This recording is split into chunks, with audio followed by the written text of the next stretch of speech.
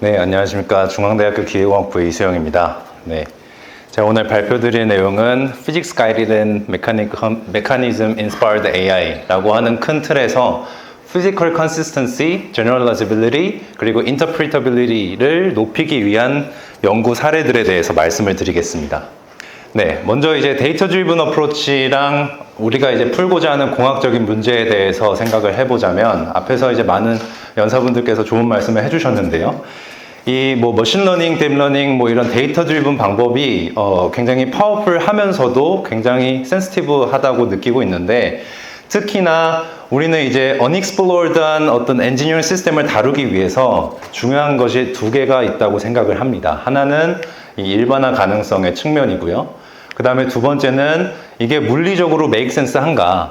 우리가 이제 데이터를 수많은 observation을 가진 데이터를 가지고 학습을 하는 데 있어서 어떤 explicit하거나 implicit한 어떤 원리들을 직접적으로 줘서 학습을 하지 않기 때문에 그게 물리적으로 말이 되는 결과를 바라지만은 그게 꼭 그렇게 보장될 필요는 없습니다. 그래서 그것들을 어떻게 하면 잘 할 건지에 대해서 좀 고민을 하고 있고요. 그 다음에 우리가 사용할 수 있는 데이터의 수의 측면에서도 보면 우리가 이제 수많은 데이터를 대개 공학이나 기계 시스템에서는 얻기는 굉장히 큰 비용을 수반하게 됩니다. 해서 우리가 데이터가 굉장히 많으면 좋지만 데이터 불균형이라든지 아니면 우리가 데이터를 많이 얻을 수 없을 때에 어떻게 하면은 우리가 가지고 있는 prior knowledge를 바탕으로 이것들을 좀 더 스마트하고 좀 더 극복할 수 있을지에 대한 필요성이 좀 부각이 되고 있습니다.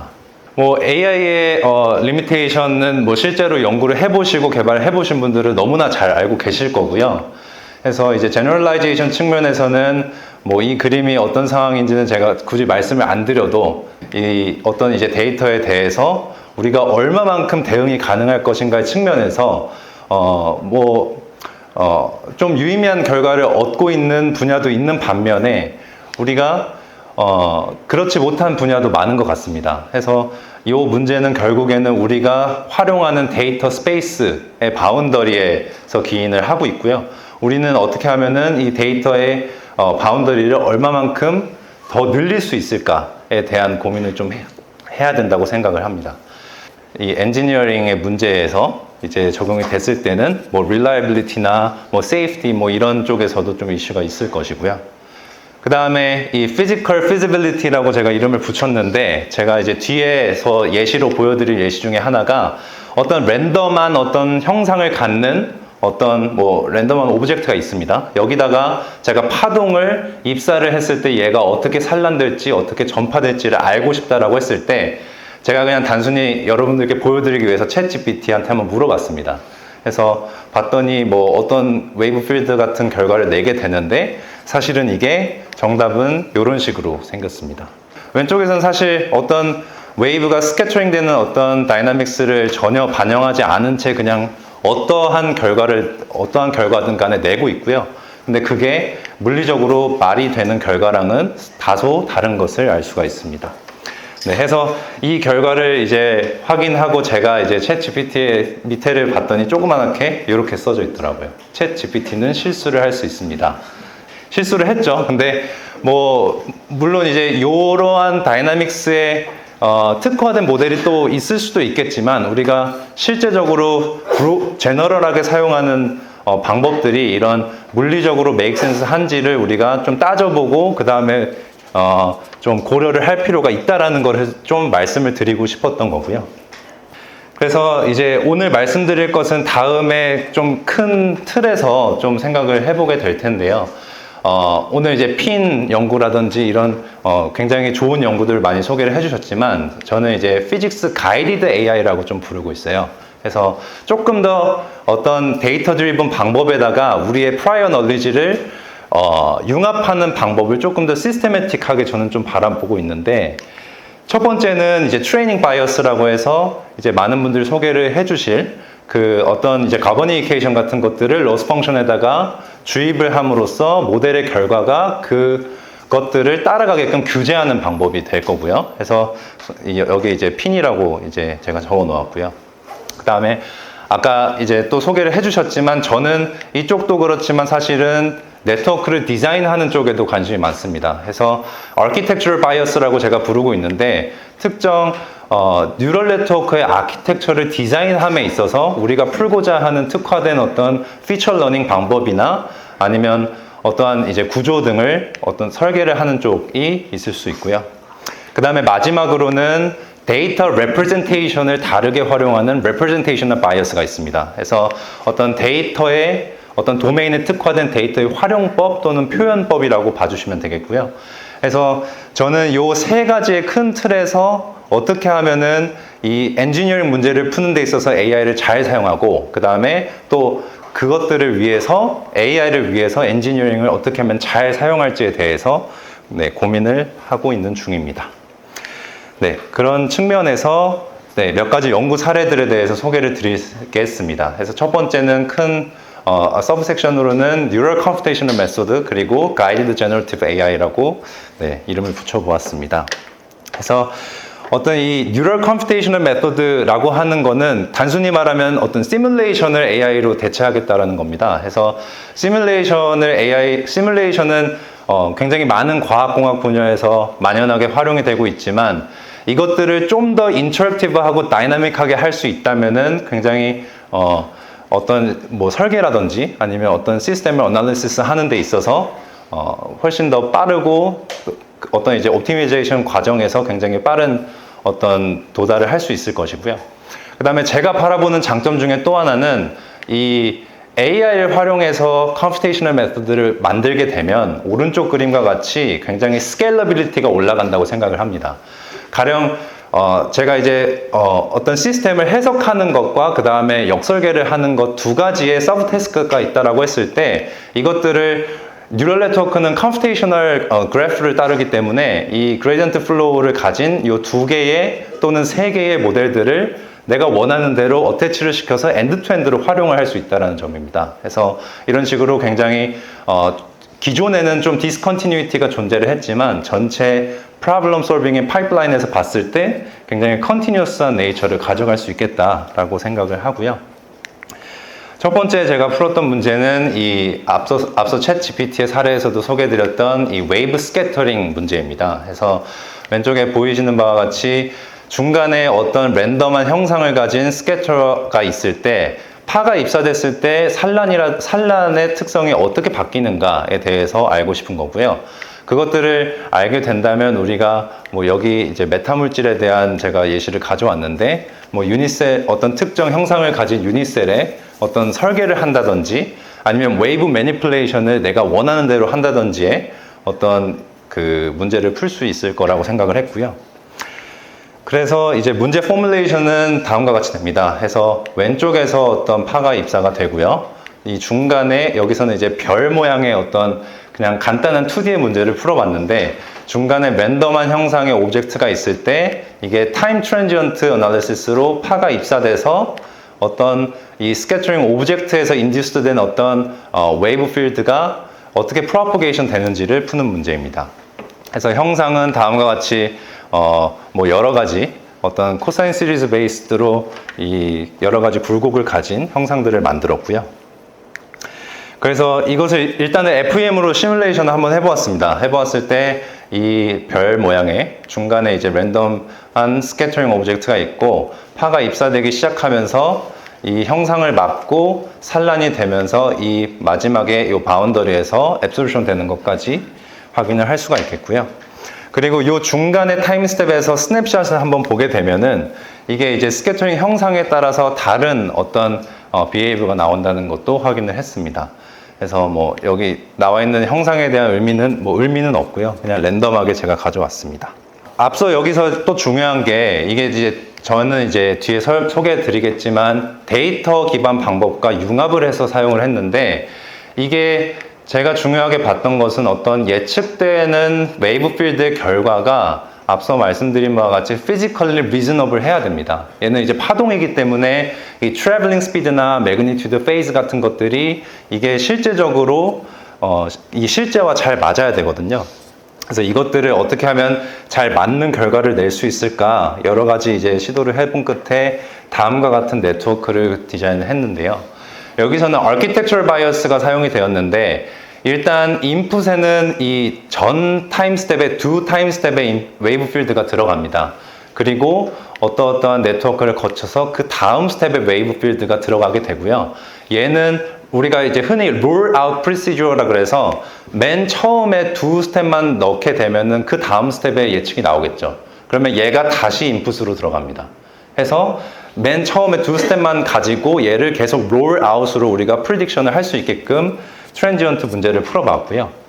그 다음에 이제 로스 펑션에는 저희가 이 굉장히 단순한 2D의 이제 웨이브 필드 이퀘이션을 넣었고요.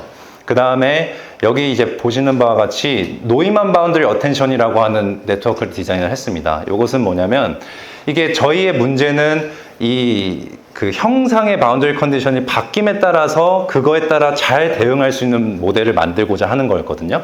그래서 이 형상에서 각각의 포인트 와이즈로 서페이스 노멀 벡터를 우리가 뽑을 수가 있을 거고요. 이 서페이스 노멀 벡터를 인코딩해서 이 중간에 레이턴트 스페이스에다가 어텐션을 통해서 어댑션을 시켜버립니다. 그렇게 되면은 얘가 다음 필드를 예측을 함에 있어서 이 형상에서 인코디드된 피처를 참고해서 다음 웨이브 필드를 예측하게끔 될 수 있을 거고요. 그 다음에 요것들을 2D에 우리가 이제 그 웨이브 이케이션은 이제 2차 미분을 해야 되기 때문에 결국엔 이제 3스텝 칼큘레이션으로 웨이브 필드를 계산을 했고, 그 다음에 노이먼 바운더리 컨디션 같은 경우에는 여기서 이제 오토 그레디언트로 보면은 여기에 이제 저희가 이제 서페이스 노멀 벡터를 인풋으로 줬기 때문에 이것들을 실제 값, 실제로는 사실 노이먼 바운더리 컨디션이 0이 돼야 되는 게 맞는데 이게 이제 0으로 가게 되면 얘는 네트워크 상에서 그레디언트 값이기 때문에 이게 결국엔 학습에 좋지 않은 영향을 주게 돼서 결국엔 실제 웨이브 필드에 대한 요 노이먼 바운더리 컨디션과 예측에 대한 노이먼 바운더리 컨디션을 같아지게끔만 학습을 하였습니다. 네, 그래서 결과를 보시면 이 위쪽에 로우가 이제 토탈 웨이브 필드고요. 그 다음에 아래쪽에 로우가 인시던트 필드를 뺀 스캐터링 웨이브 필드만 바라본 것입니다. 그리고 첫 번째 컬럼은 저희가 해석을 통해서 이제 그라운드 트루스를 주어졌고, 그 다음에 저희가 제안한 방법, 그 다음에 얘는 데이터만 가지고 학습했을 때의 결과입니다. 그래서 영상을 보시면 이제 파가 입사되기 시작하면서 어떤 랜덤한 오브젝트에서 산란이 일어나기 시작하고, 그 다음에 그것들이 어떤 특정 디렉티비티를 가지고 웨이브가 이제 흡수가 되기 시작하는데, 요 이제 베이스라인 같은 경우에는 웨이브가 뭐 리제너레이션 되거나 아니면 이 디렉티비티 같은 경우도 잘못 예측하는 경우를 확인을 할 수 있습니다. 그 다음에 본 게 이제 이 피지컬 컨시스턴시인데요. 저희가 이 예측한 결과에 대해서 몇 가지의 요 산란이 되는 그 디렉티비티의 ROI를 따가지고 저희가 이렇게 이 파동을 시퀀셜하게 본 겁니다. 봤을 때 앞서 말씀드린 바와 같이 이 파동의 매그니튜드나 뭐 페이즈 이런 것들이 다 맞아야 된다라고 말씀을 드렸는데, 저희가 이제 그라운드 트루스랑 제안된 방법이 잘 예측을 하는 반면에 데이터만 가지고 학습할 때는 이게 이제 페이즈나 이런 매그니튜드가 잘 맞지 않는 것을 확인을 하였고요. 그 다음에 또 좀 주목해서 봤던 게 저희가 어찌됐든 피직스 인폼드 러닝 스킴을 사용을 했기 때문에 저희가 학습되지 않은, 그러니까 학습에 사용된 데이터의 바운더리를 벗어나는 어떤 좀 더 하이어 오더의 지오메트리나 아니면 사이즈, 그리고 소스에 대해서도 저희가 인퍼런스를 해봤을 때 학습된 데이터보다는 에러가 조금 높았지만 그래도 훨씬 로버스트하게 잘 따라가는 것을 확인을 했습니다. 그래서 이것을 바탕으로 저희가 이제 제안한 방법, 즉 이제 로스 펑션에도 주입을 하고, 그 다음에 아키텍처도 어떤 노이만 바운더리 어텐션이라고 하는 것을 제안을 해서 뭐 빠른 거는 당연히 FEM보다 빠르겠고요. 그 다음에 훨씬 정확하고, 그 다음에 일반화 가능성도 조금 올릴 수 있는 그런 방법을 확인을 했습니다. 네, 다음은 메타물질 쪽입니다. 저희가 웨이브 프로퍼게이션의 현상 자체에서 조금 넘어가서 어떤 물질에 집중을 하였는데요.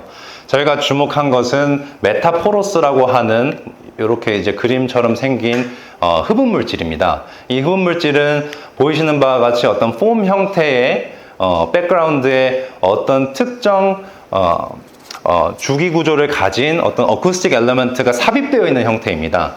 이것들이 이제 보시면은 여기 이제 왼쪽 아래 그래프를 보시면 이게 폼만 있을 때는 이 주파수에 따라서 흡음 성능이 이렇게 변합니다. 요것은 결국엔 이게 이제 4분의 1 람다, 그러니까 이 두께에 따라서 이게 이제 흡음 성능이 올라가는 주파수가 결정이 될 텐데, 이게 중간에 특정 어떤 주기 구조를 배치를 잘 하게 되면 얘가 어떤 복잡한 현상들로 인해서 얘가 이 흡음 성능이 확 올라가는 그런 물질입니다.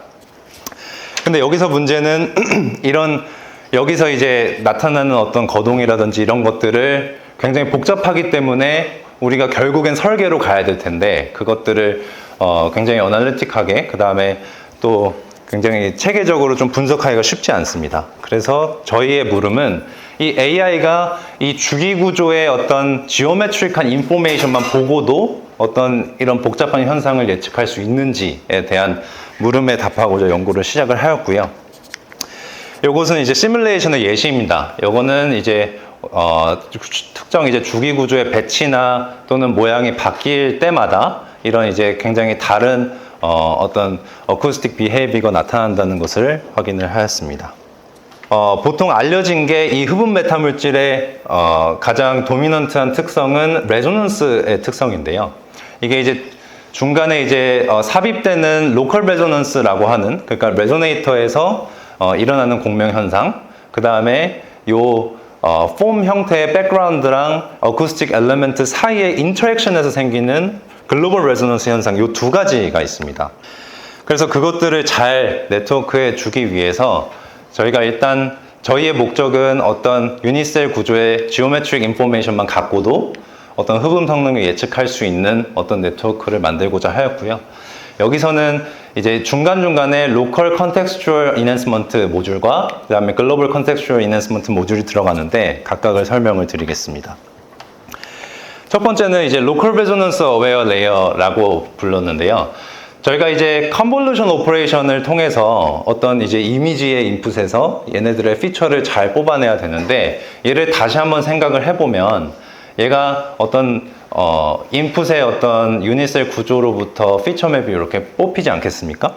근데 이것들을 저희가 잘 생각을 해보면 채널 레벨에서는 어떤 기능적인 단위, 그러니까 시멘틱한 레벨에서의 어떤 피처가 뽑히게 됩니다. 가령 이제 이 두 가지의 어쿠스틱 엘리먼트로부터 뭐 엣지 림에 대한 피처가 뽑힌다든지, 아니면 넥 부분, 아니면 뭐 알지 못하는 컨바인드 된 어떤 피처 맵이 뽑히게 되고요. 그 다음에 스페이셜 레벨로도 보면 얘가 이 컨볼루션 오퍼레이션 같은 경우에는 로컬 커넥티비티를 갖는 이 뭐 3x3의 커널을 가지고 공통적인 피처를 뽑게 되기 때문에 이 두 가지 엘리멘트를 어댑티브하게 컨트롤하기가 쉽지 않습니다. 근데 저희가 원하는 건 이 흡음 성능의 왼쪽의 레조네이터가 더 도미넌트 할 수도 있을 거고요. 특정 피크에 대해서. 그 다음에 오른쪽이 더 특정 주파수에 대해서 도미넌트도 할 수 있을 거고, 아니면 두 개가 커플링 되어 일어날 수도 있을 겁니다. 그래서 이것들을 기존의 컨볼루션 연산으로는 얘를 유의미한 피처를 뽑기가 쉽지 않아서 얘를 각각의 채널 레벨과 스페이셜 레벨에서 어댑티브하게 커널을 러닝을 하기 위해서 이런 이제 어텐션 레벨에 각기 다른 채널 레벨과 스페이셜 레벨 어텐션을 주어지게 되고, 얘를 잘 어그리게이션 시키게 되면 얘가 결국에는 이 두 개의 레조네이터에서 어떤 시멘틱한 레벨, 그 다음에 스페이셜한 레벨에서 어디가 중요하고 어디가 덜 중요한지를 예측을 위한, 어디가 중요하고 덜 중요한지를 학습을 할 수 있게 될 것입니다. 요게 이제 로컬 레조넌스를 어웨어한 레이어라고 보면, 그 다음은 글로벌 레조넌스입니다. 요것은 요 이제 백그라운드와 요 중간의 레조네이터의 인터랙션에서 생긴다고 말씀을 드렸는데, 얘가 이제 주기 구조가 이렇게 반복되는 방향과 그 다음에 파의 전파 방향, 위에서 이 펄펜디큘러하게 파가 입사되기 때문에 요 방향에서의 피처를 좀 더 잘 학습을 하기 위해서 이 thickness 방향과 lateral 방향에 recurrent operation을 추가를 해서 얘를 같이 활용해서 이 피처를 뽑는 식으로 디자인을 했습니다. 그래서 결과를 보시면 얘가 이제 FEM 시뮬레이션 된 결과랑 그 다음에 저희가 제안한 결과랑 보시면 이렇게 저희가 피크의 응답이 여기선 중요한데요. 이 피크를 잘 잡아내는 것을 볼 수가 있고요. 그래서 요 인풋에 대한 지오메트리만 가지고도 어떤 컴플렉스한 레조넌스 비헤이브를 학습을 할 수 있음을 확인을 했습니다. 그 다음에 저희가 또 재밌게 본 게 인터프리터빌리티인데요. 저희가 앞서 설명드린 로컬 레조넌스 어웨어 레이어, 글로벌 레조넌스 어웨어 레이어 이런 것들은 우리가 알고 있는 뭐 전역적인 공명, 지역적인 공명을 어떻게 하면 뭐 간접적으로라도 네트워크한테 잘 인코딩 하게끔 줄 것인가의 모티베이션에서 나온 건데, 그러면 저희가 가정을 하나 했습니다. 그것들을 잘 배웠다면 우리가 이 뉴럴 네트워크 안에를 설명 가능 인공지능으로 액티베이션 맵을 리트리브를 해봤을 때 그게 물리적으로 정합성이 좀 얼라인 되지 않을까라고 하는 좀 가정을 해본 겁니다. 그래서 보시면 이게 이제 예측한 이제 커브가 빨간색으로 나타나 있는데, 피크에 대한 응답에 대해서 특정 주파수에 대해서 각각의 이제 흡음의 코에피션트를 예측을 했을 거고요. 그 다음에 이 피크에 대해서 요 예측한 값을 바탕으로 그래드캠으로 우리가 리트리버를 해보면 오른쪽과 같이 나옵니다. 네. 근데 시뮬레이션을 해봐서 이 프레셔 장이랑 그 다음에 압력 장이랑 속도 장을 가지고 확인을 해보면 이게 물리적으로 얼라인이 되는 것을 확인했습니다. 이거의 의미는 우리가 지오메트리 인포메이션만 가지고 얘를 잘 예측하는 것에서 끝나는 게 아니고 각 피크에서의 응답이 어디를 보고 너는 그렇게 예측을 했는가, 그러니까 즉 그거에 대한 루트 커즈의 어널리시스를 우리가 좀 가상으로 좀 간접적으로 해볼 수가 있다라는 것일 거고요. 그래서 이 설명 가능 인공지능 쪽은 뭐 AI 쪽이나 아니면 많은 연구가 되고 있지만 이런 피지컬한 relevance 랑 같이 통합해서 좀 그런 얼라인에 대한 연결성을 확인한 것은 제가 알기로는 최초의 연구라고 알고 있고요. 그래서 explainable한 것까지 확인을 했습니다. 그 다음에 저희가 이제 여기 앞서 설명드린 것은 forward 프로세스를 한 겁니다. 해서 이 각기 다른 geometry information에 대해서 이 behavior가 어떻게 나올지를 저희가 예측을 해본 건데, 결국에 저희가 하고 싶은 것은 인버스 모델이죠. 내가 원하는 어떤 프로퍼티가 있고 그것을 만족하는 어떤 디자인은 무엇일까에 대해서 하고 싶은 게 궁극적인 목표라고 할 수 있겠고요. 근데 여기서 이슈가 하나 있습니다. 이게 이제 1대1 대응이 안 된다는 겁니다. 내가 원하는 어떤 리스폰스 스페이스가 있으면 내가 원하는 프로퍼티를 만족하는 디자인은 하나일 수가 없죠. 그죠? 뭐 하나일 수도 있겠지만은 대부분은 여러 가지가 존재할 겁니다. 그래서 저희 케이스에도 보니까 이 세 가지가 각기 다 다른 어떤 지오메트리를 가지고 있는데 이 비헤이브는 다 똑같습니다. 네. 그래서 인버스 디자인으로 그 논문을 찾아보시면 보통 포워드 모델을 그냥 데이터를 인과관계를 바꿔가지고 이렇게 인버스 모델을 풀기도 하는데, 제가 바라봤을 때는 이렇게 디자인 스페이스와 리스폰스 스페이스가 유니크니스가 보장되어 있지 않으면 1대1 대응으로 하는 거는 사실 메이크 센스가 좀 안 된다고 생각을 했어요. 그래서 저희는 이 제너러티브 AI로 이제 모델을 만드는데, 여기서 이제 중요한 점은 멀티플 디자인을 레코멘데이션 하는 모델로 만들었습니다. 그래서 여기서 보시면 이 알파라고 하는 값이 저희가 원하는 어떤 어쿠스틱 프로퍼티가 되겠고요. 그것들에 대해서 얘를 컨디션으로 받아서 어떤 지오메트리를 디자인을 할 텐데, 그것을 그 AI가 만들어낸 저 지오메트리가 실제로도 만족을 하는지를 봐야 되잖아요. 해서 저희가 기구축한 그 포워드 모델을 뒤에다 이렇게 붙였습니다. 그래서 뉴럴 서로게이트 모델이라고 저희가 이름을 붙였는데, 결국에는 우리가 생성하는 모델이 실제로도 그런 프로퍼티를 갖는지를 어떻게 보면 세니티 체크를 여기서 뒤에서 하는 거예요. 그리고 이것을 여러 번 하게 되면은 탑K 기준으로 여러 가지 디자인이 나올 수가 있을 거고요. 그래서 보시면 저희가 이제 타겟팅하는 프로퍼티는 다음과 같습니다. 대부분의 경우에는 굉장히 브로드밴드에서 높은 성능을 원하기 때문에 이 어떤 특정 타겟팅 프로퍼티를 주어졌을 때 저희가 이제 설계한 모델이 다음과 같이 여러 가지 이제 설계안을 추천하는 것을 확인을 하였고요. 그러면 여기서 그 엔지니어가 이제 판단을 하면 되겠죠. 예를 들어 이 제너레티드 된 디자인이 뭔가 나는 코스트를 가지고 제일 중요한 크라이테리아를 삼고 싶으면 이 볼륨 프랙션을 가지고 셀렉션을 하면 될 테고요. 아니면 뭐 예를 들어 오른쪽에 어떤 구조물이 있어서 뭐 이쪽은 이제 설치가 되면 안 된다 하면은 뭐 요것을 가장 좋다라고 생각을 할 수도 있겠죠. 그리고 보시면 저희가 이제 학습에 사용한 데이터에는 요런 형상이 없습니다. 뭐 여기 보잉을 갖는 어떤 넥 부분이라든지 아니면 좀 자세히 보시면 좀 지글지글한 모양이 있을 수도 있겠고요. 그래서 아 신기하구나 하고 했는데 얘네들을 저희가 해석 프로그램으로 다시 돌려보니까 얘가 맞아요. 네. 결국엔 우리가 원하는 어떤 프로블럼을 그 파이프라인을 저희가 도달을 한 거라고 저는 생각을 하는데 우리가 원하는 어떤 프로퍼티에 대해서 만족하는 설계안을 찾고 싶은데 우리는 인버스를 하기 때문에 다시 한번 확인을 해봤을 때 얘가 맞는다라는 거는 굉장히 실제적으로도 어떤 새로운 디자인을 개발하고 찾아내는데 굉장히 가속화가 될 수 있다고 생각을 하고 있습니다. 그래서 이것들을 여기다가도 적용을 해봤어요. 해서 비이클의 디자인 쪽인데요. 그래서 뭐 비이클의 디자인에 어떤 요소들이 굉장히 많지만 저희는 이제 드래그 코에피션트만 가지고 똑같은 레프레젠테이션 러닝을 해보니 각기 다른 드래그 코에피션트에 대해서 여러 가지 비이클의 디자인을 추천을 해주는 것을 확인을 했습니다. 다음은 제가 이제 그 Neural Computation Method 말고 두 번째 서브섹션은 어떤 Intelligent Sensor System인데요. 제가 이제 그 하나 했던 것이 Virtual Metrology라고 이 용어는 사실 반도체 쪽에서 많이 나오는 용어인데 좀 통용적으로 저는 사용을 하고 있습니다.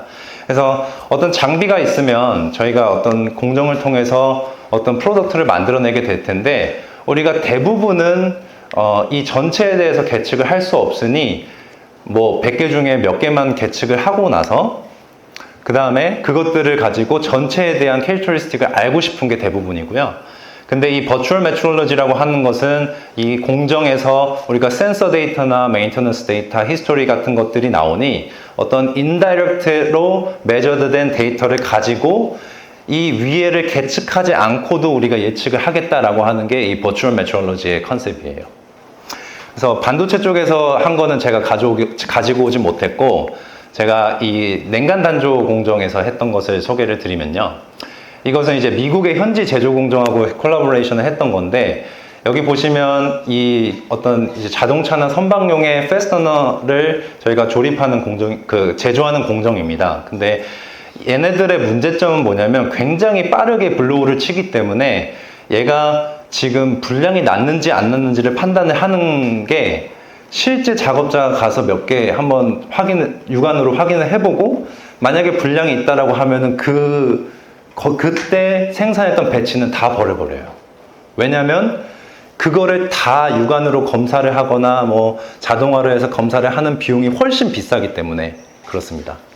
그래서 여기서 보면 뭐 머신 비전 같은 거 생각해 보실 수 있겠지만 특히 이제 뭐 대기업이 아닌 기업의 이제 사이즈가 줄어들수록 이 머신 비전이라고 하는 게 셋업 코스트가 굉장히 올라갑니다. 네.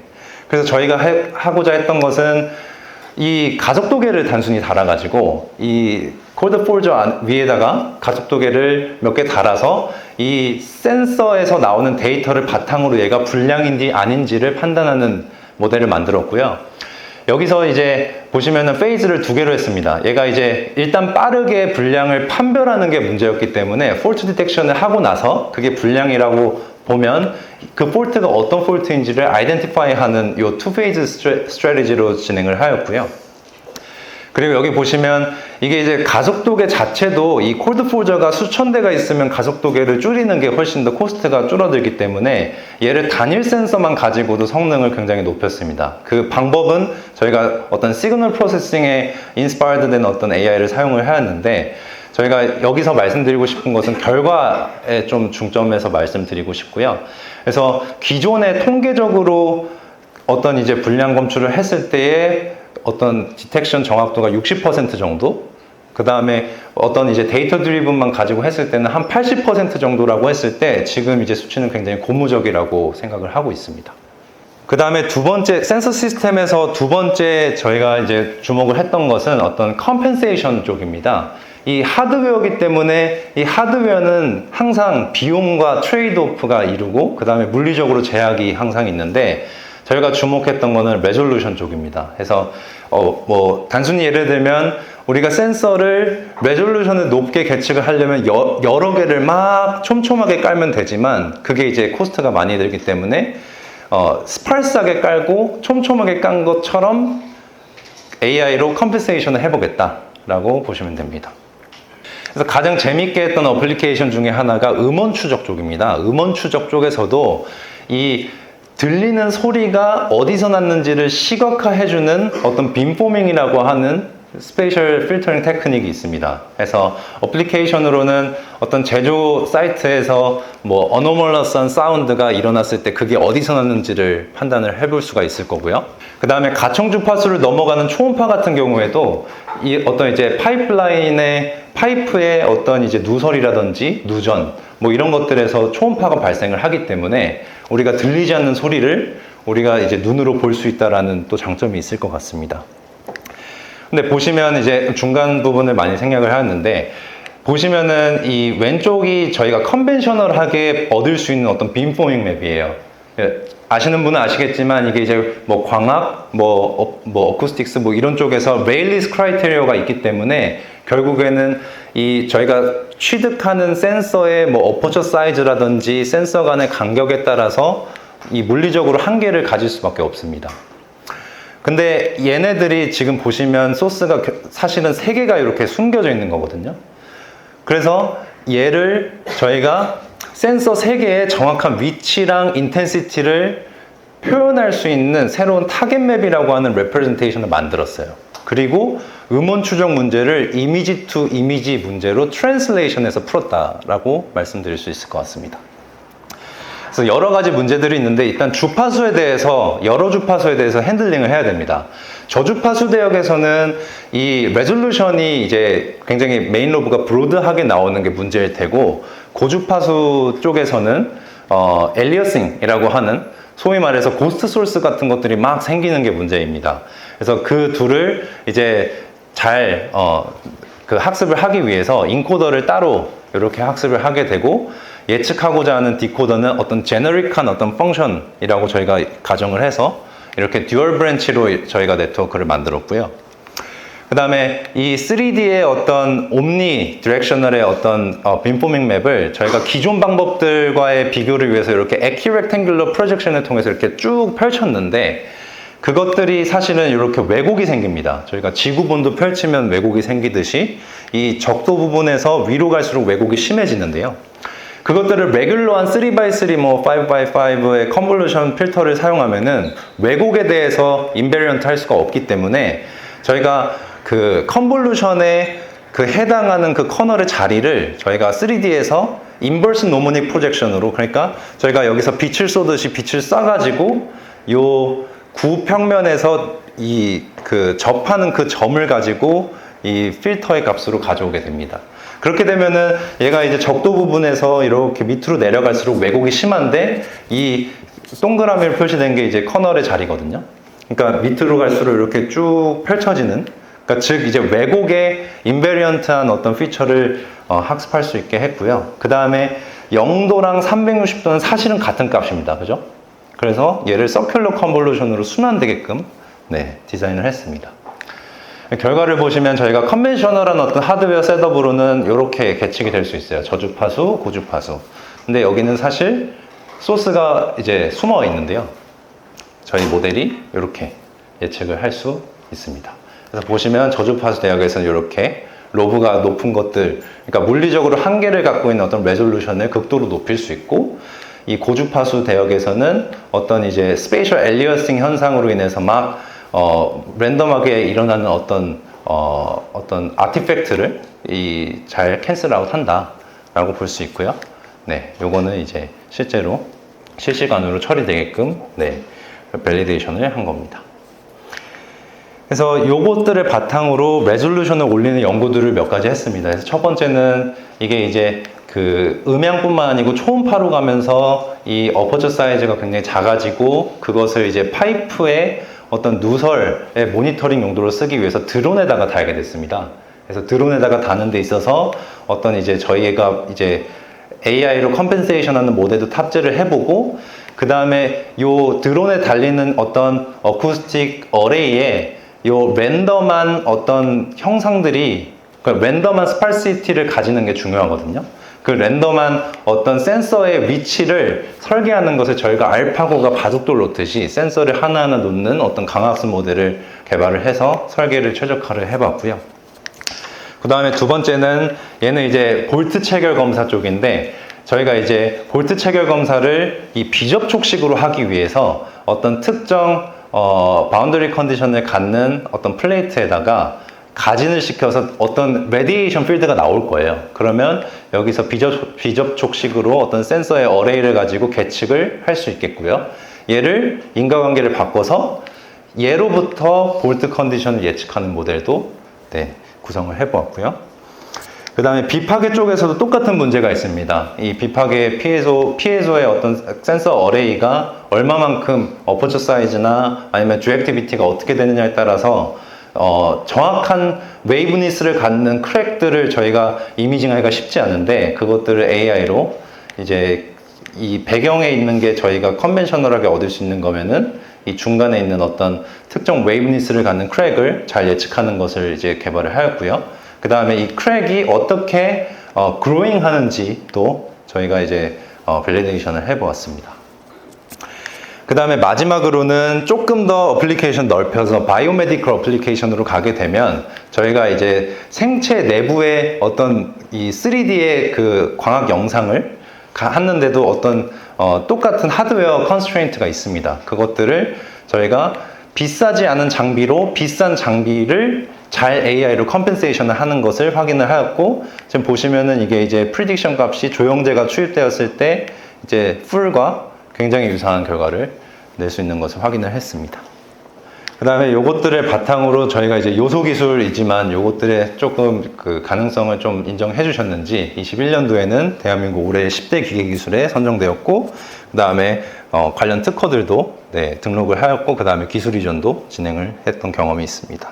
네, 여기까지가 제 연구에 대한 발표이고요. 연구 노하우, 그 다음에 팁에 대해서 준비를 부탁을 해주셔서 제가 몇 가지 대부분 대학원생이실 거라 생각을 해서 대학원생에 좀 맞게 준비를 하였는데요. 일단 첫 번째는 조금 브로드한 얘기로 앞선 연사분들께서도 많이 말씀을 해주셨지만 도메인 특화된 AI가 되게 중요한 것 같습니다.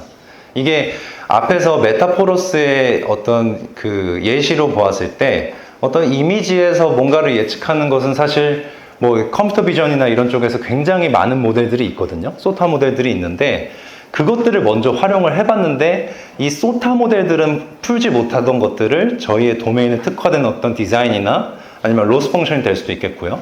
그런 이제 방법론을 통해서 저희 문제 잘 푸는 방법을 개발을 했던 경험이 앞으로도 어떤 뭐 문제가 너무 디테일하게 맞추면 또 그것도 오버피팅이 될 수도 있겠지만 조금 이 소타 모델과 그 다음에 우리 문제에 특화된 방법 간의 어떤 좀 갭을 좀 잘 컨트롤을 하고 그 다음에 연구를 하는 게 중요하다고 좀 생각을 하고 있고요. 여기서부터는 이제 좀 대학원생들에 좀 특화된 건데요.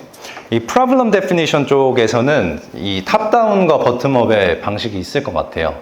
제가 학생 때는 대부분은 AI에서 이런 게 핫한 게 있으니 그거에 맞는 문제를 찾아보자였어요.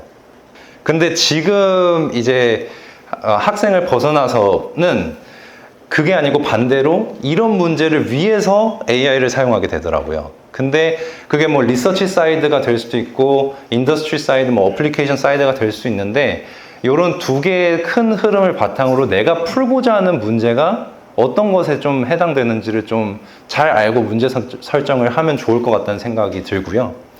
그 다음에 공학이랑 AI랑 잘 융합하려고 계속 막 노력을 하고 있는데 제가 이제 그 학부 때 뭐 4대 역학이라고 해가지고 막 선형대수부터 해가지고 했던 것들을 막 공부했던 노트들이 있는데 이것들을 좀 자주 보더라고요. 그러니까 이 사진을 보여드리는 의미는 그러니까 AI 쪽만 너무 따라가지 말고 이 공학에 대한 본질을 좀 같이 가져가면서 이 두 가지를 잘 챙기는 게 좀 좋을 것 같다라는 의미에서 좀 가지고 왔습니다. 두 번째는 이제 문제를 정했으면은 뭐 연구를 이제 해야 될 텐데, 그다음 연구를 하기 전에 보통 이제 리터처 서베이를 많이 하잖아요. 근데 리터처 서베이도 그냥 단순히 하는 게 아니고 목적을 좀 나눠봐야 될 것 같아요. 첫 번째는 굉장히 브로드하지만 얕게 읽는 논문이 있고요. 저 같은 경우는. 그 다음에 굉장히 스페시픽하지만 깊게 읽는 논문, 이렇게 두 가지로 좀 나눠서 논문을 읽으려고 하는데요. 이 브로드 앤 셜로우의 논문 같은 경우는, 저 같은 경우는 뭐 지향입니다. 지향인데 일주일에 한 번 하루 날을 잡아서 아카이브에 있는 제가 관심 있어 하는 카테고리에 들어가서 최근 논문들을 쭉 훑어보는 시간을 좀 가집니다. 해서 여기 가시면 뭐 물론 그 논문이 진짜 의미 있고 좋은 논문일지를 걸러내는 시각도 키워야 되시겠지만, 그것들을 쭉 하다 보면 요즘 연구자들이 뭐를 좀 중점적으로 하고 있고 어떤 새로운 시도들이 되었고를 좀 알 수 있더라고요. 해서 뭐 이런 식으로 좀 깊진 않지만 좀 훑어보는 식으로 좀 여러 논문들을 좀 읽고 있고요.